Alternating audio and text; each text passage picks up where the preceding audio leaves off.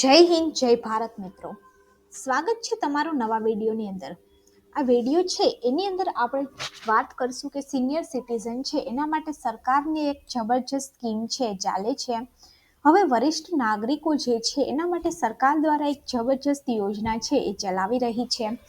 આ યોજના હેઠળ આપણે વાત કરીએ તો વરિષ્ઠ નાગરિકો ઘરે બેઠા તેમની થાપણમાંથી 12 લાખ સુધીનું વ્યાજ છે એ મેળવી શકશે. આ યોજના વિશે આપણે વિગતવાર ચર્ચા કરીએ તો રિટાયરમેન્ટ બાદ કોઈ પણ સિનિયર સિટીઝન માટે તેમના જીવનભરની જમા પૂંજી તેમના આગળના જીવનનો સહારો છે એ હોય છે, જેથી તેઓ સમગ્ર જીવન દરમિયાન બચત છે કરે છે અને તેઓ કાળજીપૂર્વક સાચવીને રાખે છે. મોટાભાગના જે સિનિયર સિટીઝન છે રિટાયરમેન્ટ બાદ પણ બેંક એફડી કરાવી અને સુરક્ષિત વિકલ્પ છે માને છે.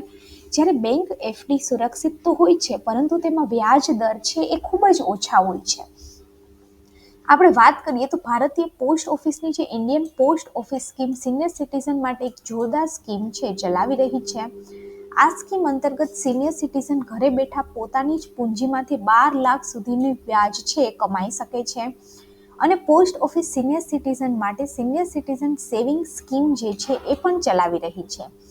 જેમ જમા કરવામાં આવેલ રકમ પર મોટું વ્યાજ મળશે અને હાલના સમયની અંદર સિનિયર સિટીઝન સેવિંગ સ્કીમની અંદર 8.2% હિસાબે વ્યાજ છે એ મળી રહ્યું છે.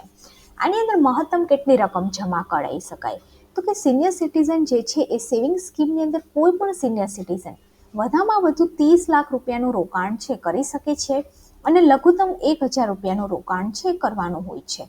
આ સ્કીમની અંદર જમા રકમ પર ત્રિમાસિકના આધારે વ્યાજ છે ચૂકવવામાં આવે છે અને પાકતી જે મુદત છે એ 5 વર્ષની છે.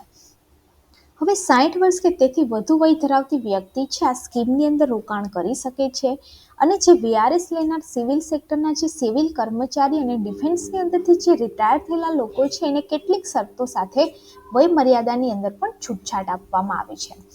આની અંદર આપણે વાત કરીએ તો વ્યાજથી જ 12 લાખ રૂપિયા સુધીની વધુ કમાણી છે થઈ શકે છે. જો તમે ઈચ્છો તો સિનિયર સિટીઝન સેવિંગ સ્કીમથી વધુમાં વધુ 12,30,000 સુધીનું વ્યાજ છે એ કમાઈ શકો છો, પરંતુ આ માટે તમારે મહત્તમ 30 લાખ રૂપિયા છે જમા કરાવવાના રહેશે અને 30 લાખ રૂપિયા સ્કીમની અંદર જમા કરશો તો તમને 8.2% હિસાબે 12 લાખનું વ્યાજ છે એ મળી રહેશે. અને જો તમે 5 વર્ષ આ સ્કીમનો લાભ મેળવવા માંગતા હોય તો જમા રકમ છે મેચ્યોર થયા બાદ તમારા અકાઉન્ટની જે અવધિ છે 3 વર્ષ માટે વધારી શકો છો અને મેચ્યોરિટીના 1 વર્ષ તમે વધારી શકો છો. આની અંદર 18C અંતર્ગત ટેક્સની અંદર પણ છૂટછાટ છે એ આપવામાં આવે છે. તો જો વિડીયો સારો લાગે તો વિડીયોને લાઈક કરી દેજો અને ગવર્મેન્ટ સાથી ચેનલને સબસ્ક્રાઈબ કરી દેજો.